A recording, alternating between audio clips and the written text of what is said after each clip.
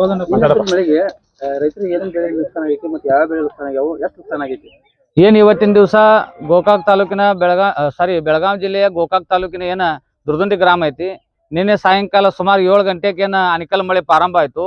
ಸುಮಾರು 3-4 ತಾಸು ಗಂಟ್ಲೆ ಅನಿಕಲ್ ಮಳೆ ಪ್ರಾರಂಭ ಆಗಿದ್ದನ್ನ ಸುಮಾರು ರೈತರ ಬದುಕನ್ನ ಬೀದಿಗೆ ತಂದೈತಿ. ಹೆಂಗ ತಂದೈತಿಪ್ಪ ಅಂತಂದ್ರ ಇವತ್ತ ಏನ ಕ್ಯಾಬೇಜ್ ಬೆಳೆ ಹತ್ತಿದ್ರು, ಫ್ಲವರ್ ಬೆಳೆ ಹತ್ತಿದ್ರು. ಇವತ್ತು ನೋಡ್ರಿ ಇಲ್ಲಿ ಟೊಮ್ಯಾಟಿ 1.5 ಎಕರೆ ಟೊಮ್ಯಾಟಿ ಸಂಪೂರ್ಣವಾಗಿ ಲಾಸ್ ಆಗೈತಿ.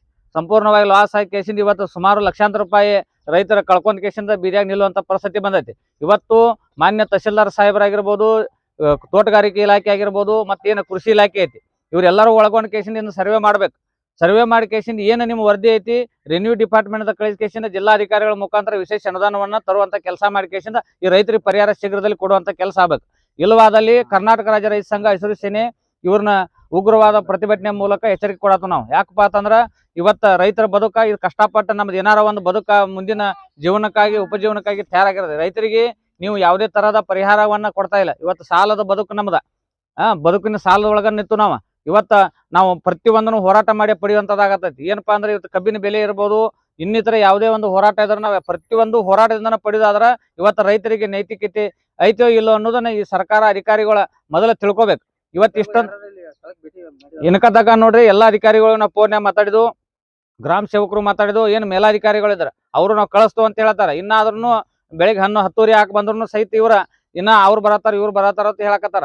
ಈ ಕೂಡಲೇ ಇವತ್ತಿನ ದಿವಸ ಎಲ್ಲಾ ಅಧಿಕಾರಿಗಳು ಬಂದ ಕೇಸಿನ ಜಂಟಿಯಾಗಿ ಏನ ತೋಟಗಾರಿಕೆ ಇಲಾಖೆ ಮತ್ತು ಕೃಷಿ ಇಲಾಖೆ ಮತ್ತೇನ ತಹಶೀಲ್ದಾರ್ ರೆನ್ಯೂ ಡಿಪಾರ್ಟ್ಮೆಂಟ್ ತಲಾಟಿ ಅವರಾಗಿರ್ಬೋದು, ಇವರೆಲ್ಲರೂ ಜಂಟಿಯಾಗಿ ಬೆಳೆ ಪರಿಶೀಲನೆ ಮಾಡ್ಬೇಕು, ಸೂಕ್ತವಾದ ವರದಿ ಮಾಡ್ಬೇಕು. ಏನಾರ ಹಿಂದಕಲೆ ಒಂದ್ಸಲ ವರದಿ ಕಳಿಸಿದ್ರಿ ಇವ್ರ ಕೃಷಿ ಇಲಾಖೆದಿಂದ ಏನಂತಂದ್ರ ನಮ್ಮಲ್ಲಿ ಉದ್ದು ಮತ್ತು ಸೋಯಾಬೀನ್ ಜಾಸ್ತಿ ಬೆಳಿತು ಅಂತೇಳಿ 80% ಹೆಚ್ಚು ನಮ್ಮದು ಗೊಂಜಾಳ ಬೆಳಿತು, ಕಬ್ಬು ಬೆಳಿತು.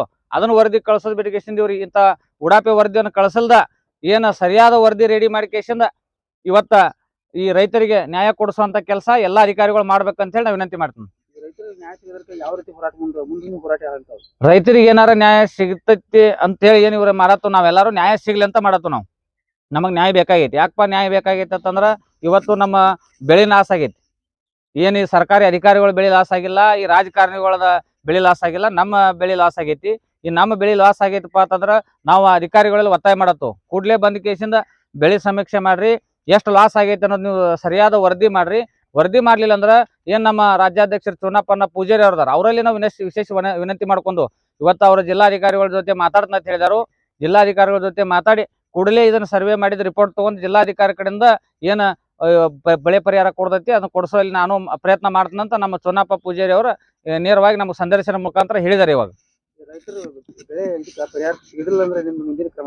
ಬೆಳೆ ಪರಿಹಾರ ಇವ್ರು ಸರಿಯಾಗಿ ರಿಪೋರ್ಟ್ ಹಾಕಿ ಬೆಳೆ ಪರಿಹಾರ ಇವ್ರು ಕೊಡ್ಲಿಲ್ಲಪ್ಪ ಅಂತಂದ್ರ ನಾವು ಸ್ವಯಂ ಪ್ರೇರಿತವಾಗಿ ಎಲ್ಲಾ ರೈತರ ಮುಖಂಡರು ಮತ್ತು ರೈತರು ಎಲ್ಲರೂ ಸೇರಿಕೆಸಿಂದ ತಹಶೀಲ್ದಾರ್, ಗೋಕಾಕ್ ತಹಶೀಲ್ದಾರು ಮತ್ತು ಮೂಡಲ್ಗಿ ಆಗಿರ್ಬೋದು ಎಲ್ಲಾ ಇಲಾಖೆ ಮುಂದೆ ಬೃಹತ್ ಪ್ರತಿಭಟನೆ ಮಾಡಿ ಅವ್ರಿಗೆ ಎಚ್ಚರಿಕೆ ಕೊಡ್ತೀವಿ.